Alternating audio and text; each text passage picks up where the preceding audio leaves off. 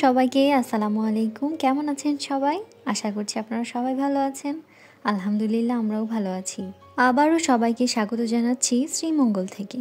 আপনারা তো সবাই জানেন আমরা অ্যানিভার্সারি সেলিব্রেট করতে চলে এসেছি শ্রীমঙ্গলে। এর আগেও আমি 2টা পর্ব শেয়ার করেছি আপনাদের সাথে। একটা ছিল আমরা কিভাবে নাটোর রাজশাহী থেকে শ্রীমঙ্গল গেলাম, আর দ্বিতীয়টা ছিল আমরা ব্যাকইয়ার্ডে ছিলাম, সেখান থেকে কোথায় কোথায় গিয়েছি, এবং লাস্টে ছিল আমি কি সারপ্রাইজ পেয়েছি। আজকেই থাকছে তার বাকি অংশ, এবং আজকের এই ব্লগটাই হচ্ছে আমার অ্যানিভার্সারির শেষ ব্লগ। এদিকে আমাকে না জানিয়ে কিন্তু আমার বর দহলিজে নিয়ে এসেছে। আজকের সারাটা দিনই ছিল আমার জন্য সারপ্রাইজ। এই যে কি সুন্দর করে আমাদের কটেজের সামনে আমাদের দুজনের নাম লেখা। দহলিজে এখানে মোট 4টা ওদের কটেজ আছে, আর সেই সাথে পাশে একটা আছে, ওইটা হচ্ছে একটু হোটেল টাইপের। সে যাই হোক, চলুন আপনাদেরকে ভেতরটা দেখাই। রুমের ভেতরটা দেখে তো আমি ভীষণ অবাক হয়েছি। মানে আমি সত্যিই বিশ্বাস করতে পারছিলাম না যে আমার হাজব্যান্ড আমাকে এইরকম একটা সারপ্রাইজ দেবে। রুম ট্যুর দিতে দিতে চলুন আপনাদের সাথে কিছু কথা শেয়ার করি। যেমন দহলিজে আসতে হলে অবশ্যই আপনাকে অনলাইনের মাধ্যমেই বুকিং দিতে হবে। রুম ভাড়া সহ বাকি সব কিছুই আপনারা ওদের ওয়েবসাইট থেকে অথবা ফেসবুক পেজে গেলেও অনেক কিছু জানতে পারবেন। এখানে চেকিং ছিল দুপুর 1টায় এবং চেক আউট ছিল সকাল 11টায়। আমরা রিসোর্টে আসার পর ওদের রিসিপশন থেকে কিছু ফর্মালিটিস ছিল, সেগুলো কমপ্লিট করে তবে কিন্তু আমরা ভেতরে এসেছি। আচ্ছা যাই হোক, কি সুন্দর না রুমটা, কি সুন্দর করে চারপাশটা গুছিয়ে রেখেছে।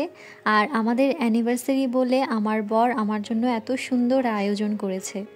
আমার তো ভাবতেই অবাক লাগছে কেউ আমাকে এতটা স্পেশাল মনে করে, এবং আমাকে স্পেশাল ফিল করানোর জন্যই এত সব কিছু সে করেছে। একটা রুমের ভেতরে আসলে যা যা প্রয়োজন সব কিছুই এখানে ছিল। আর মেইন জিনিসটা কিন্তু এখনও আমি আপনাদের সাথে শেয়ার করিনি, সেটা হচ্ছে আমাদের পার্সোনাল সুইমিং পুল। রুমে প্রবেশ করার পর হাতের বামে খুব সুন্দর একটা জায়গা ছিল, এখানে লাগেজ রাখা যাবে, এবং সেই সাথে এখানে বড় একটা মিরর ছিল, আর তার পাশেই ছিল ওয়াশরুমটা। ওয়াশরুমের ভিউটাও খুব সুন্দর, এখান থেকে আমাদের যে সুইমিং পুলটা সেটা দেখা যায়, এবং বেডরুম থেকেও কিন্তু একটা ভিউ পাওয়া যায়। এবার চলুন রুমের সামনের অংশটা দেখে আসি। আমার বরের এটা বুকিং দেওয়ার আরও একটা উদ্দেশ্য ছিল, সেটা হচ্ছে এই পার্সোনাল সুইমিং পুলটা। এইটা যে দেখতে কি সুন্দর, রাতের বেলা আরও বেশি সুন্দর লাগছিল। আমরা অনেক জায়গায় ঘুরেছি, অনেক সুইমিং পুলে নেমেছি, অনেক কটেজে থেকেছি, তবে এই ধরনের পার্সোনাল সুইমিং পুল আমরা এই প্রথম পেয়েছি।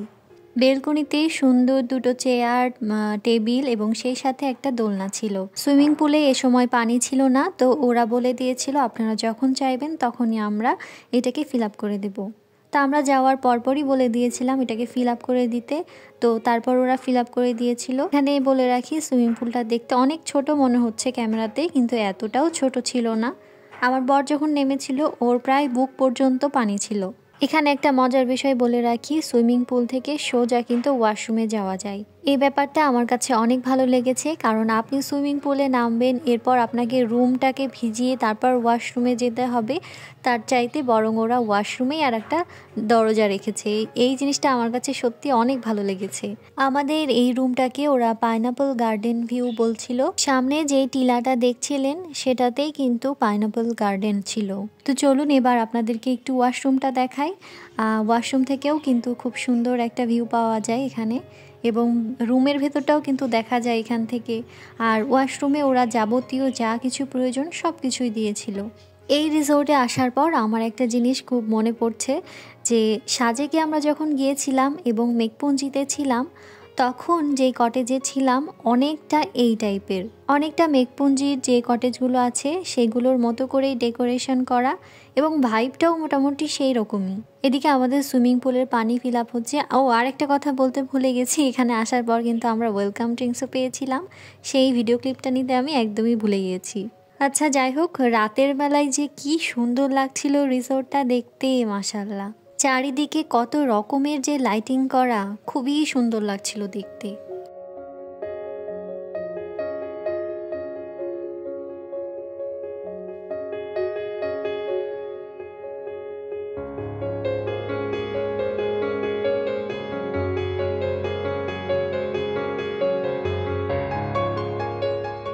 আর আমরা কিন্তু সন্ধ্যার পরেই সুইমিং পুলে নেমেছিলাম। এখানে দারুণ একটা সময় কাটিয়েছি, সেসব আসলে আর রেকর্ড করার প্রয়োজন মনে করিনি। তো তারপর আমরা ভাবলাম একটু বাইরে থেকে ঘুরে আসা যাক।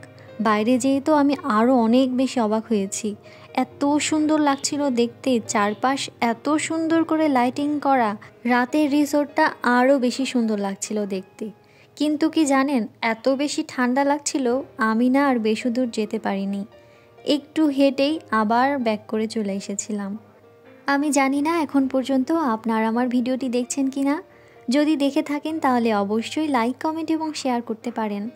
আর যদি ভিডিওটি ভালো লেগে যায় তাহলে অবশ্যই আমার চ্যানেলটি সাবস্ক্রাইবও করতে পারেন। জানেন, ওদের এখানে একটা সুন্দর লেক আছে, আর লেকে অনেক সুন্দর সুন্দর শাপলা ফুল আছে। সেটা অবশ্য আপনাদের সাথে সকালে শেয়ার করব। তো আমাদের তো ডিনার করতে হবে, তাই না? এটাও কিন্তু আমার জন্য একটা সারপ্রাইজ ছিল। আমি জানতাম না আজকেও আমার জন্য অপেক্ষা করছে ক্যান্ডেল লাইট ডিনার। বাইরে এসে তো দেখলাম ওনারা বারবিকিউয়ের আয়োজন করছে। এই সব কিছু দেখে আমরা রুমে চলে গিয়েছিলাম। হাজারো কাজের ব্যস্ততাকে ছুটি দিয়ে দুজনকে সময় দেওয়ার জন্য এটা ছিল আমাদের জন্য বেস্ট একটা মুহূর্ত। এগুলো সবই আমাদের জীবনে সুন্দর কিছু স্মৃতি হয়ে থেকে যাবে। প্রতিটা মুহূর্তই দ্বিতীয়বার কিন্তু আর ফিরে আসে না, তাই আমরা সবসময় চেষ্টা করি প্রত্যেকটা মুহূর্তকেই এনজয় করার। শুভ সকাল। বরাবরের মতোই আমি কিন্তু ট্যুরে এসে আবারও সকাল সকাল উঠে গিয়েছি ঘুম থেকে। রাতে আর তেমন ভিডিও ক্লিপ নেওয়া হয়নি, তবে একটা কথাই বলবো যে ওদের খাবারের টেস্ট অসাধারণ ছিল। এক কথায় অসাধারণ, খাবারটা খুবই মজা ছিল। আমরা নিয়েছিলাম বারবিকিউ, পরোটা, সবজি, সেই সাথে ছিল সালাদ এবং চাটনি। কোল্ড ড্রিঙ্কসও সাথে ছিল, তবে ওটা তো আমরা আসলে খাই না। শিশির ভেজা সকালে এমন ঘুম থেকে উঠে হেঁটে বেড়াতে কিন্তু ভালোই লাগে। আমরা সাধারণত এইরকমটা পাই না, তবে এখানে এসে এমন সুন্দর একটা মুহূর্ত পেলাম।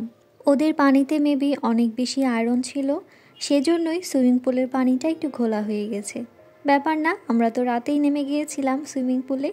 তো চলুন আপনাদেরকে এবার খুব সুন্দর একটা জায়গা দেখাই ওদের।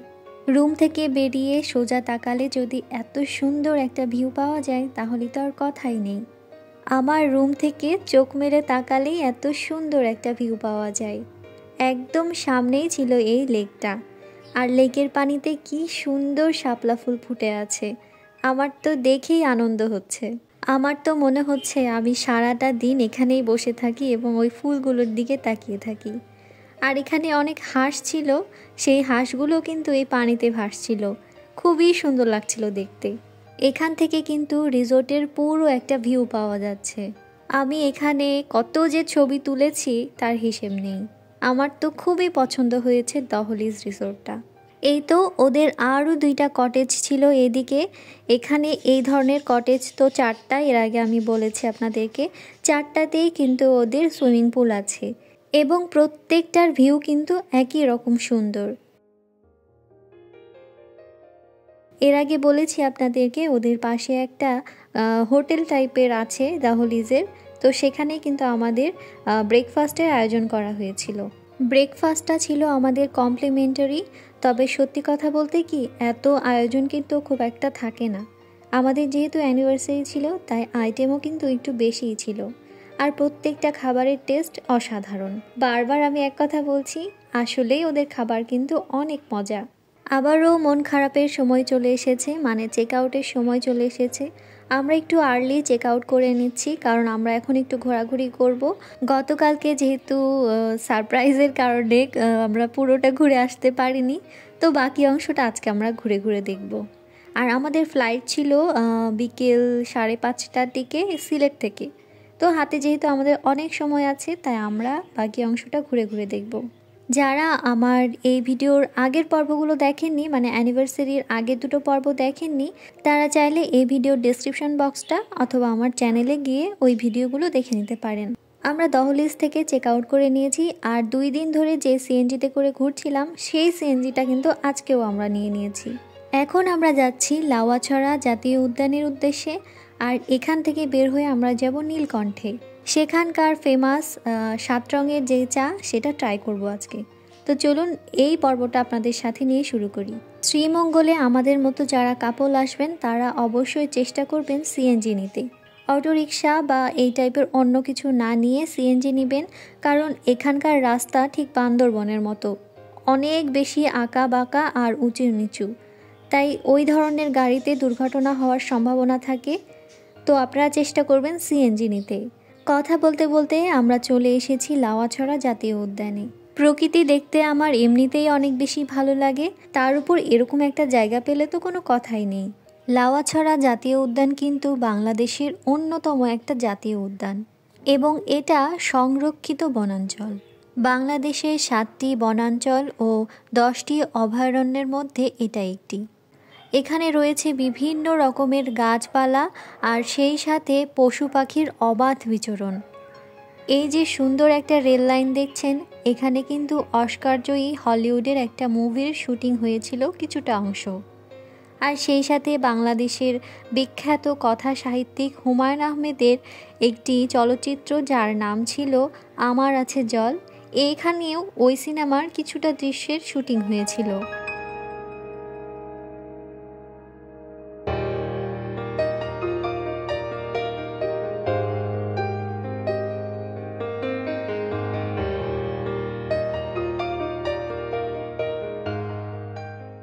এখানে অনেক কিছুই আছে দেখার মতো, তবে দেখতে হলে আপনাকে অবশ্যই একটু ভেতরের দিকে যেতে হবে। তবে ভেতরে যেতে কেন জানি একটু গা ছমছম করছিল, সেজন্য আর ভেতরে যাইনি। আর আমরা আরেক পাশে যাচ্ছিলাম, মানে বাম পাশে, তো সেই দিকে দেখলাম অনেক বেশি দৌড়াদৌড়ি করছে মানুষ, কারণ সেখানে নাকি বানর অনেক বেশি উৎপাত করে। ওরা এসে মোবাইল ফোন, হাতে থাকা ব্যাগ সহ অনেক কিছুই ওরা নিয়ে চলে যায়। তো আমি তো এমনিতেই ভীতু, আর এগুলো শুনে আর ওদের দৌড়াদৌড়ি দেখে আমি আর বেশি দূর যেতেই পারিনি। আমি অল্প কিছু দূর গিয়ে ঘুরে চলে এসেছিলাম। আর ভেতরের জায়গাটা এতই বেশি বড় ছিল, আমি আপনাদেরকে পুরোটা দেখাতে গেলে এই ভিডিওটা আরও অনেক বড় হয়ে যাবে। এমনিতেই কিন্তু অনেক বড় হয়ে গিয়েছে। এই যে এখান দিয়েই ওই বানরগুলো ছুটে ছুটে আসছিল, এমনিতেই কিন্তু চারপাশে প্রচুর বানর ছিল। আর একটা মজার বিষয় দেখলাম, প্রচুর পরিমাণে প্রজাপতি উঠছে। আমার তো আসলে প্রজাপতি অনেক ভালো লাগে, আর এখানে এত বেশি প্রজাপতি দেখে সত্যি খুব ভালো লাগছিল। তো যাই হোক, এর বেশি ভেতরে যাওয়ার শখ নাই আমার, আমি অনেক বেশি ভয় পাচ্ছিলাম, এখান থেকেই ফিরে চলে আসছিলাম।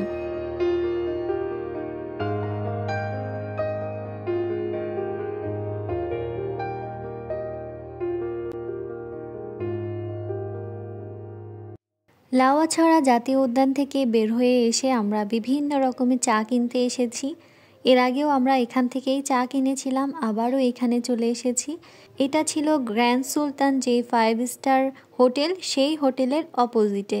আমরা এর আগে শ্রীমঙ্গলে এসে কিন্তু এই গ্র্যান্ড সুলতানেই ছিলাম।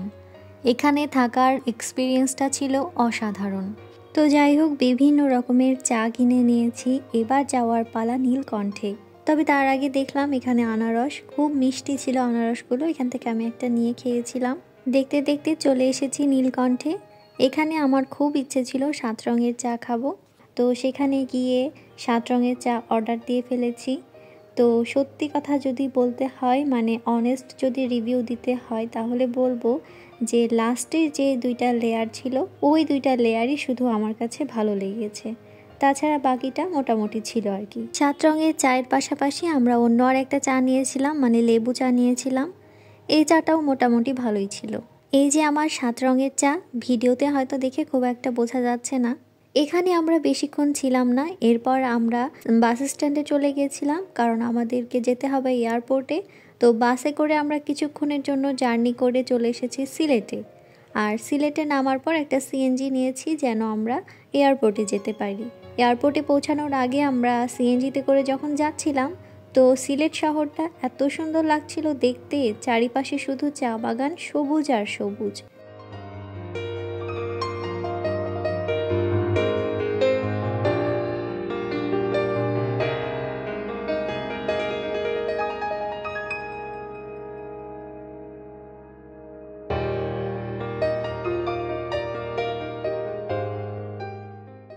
সিলেট শহরের সৌন্দর্য উপভোগ করতে করতে আমরা আমাদের গন্তব্যে চলে এসেছি, মানে আমরা এয়ারপোর্টে চলে এসেছি।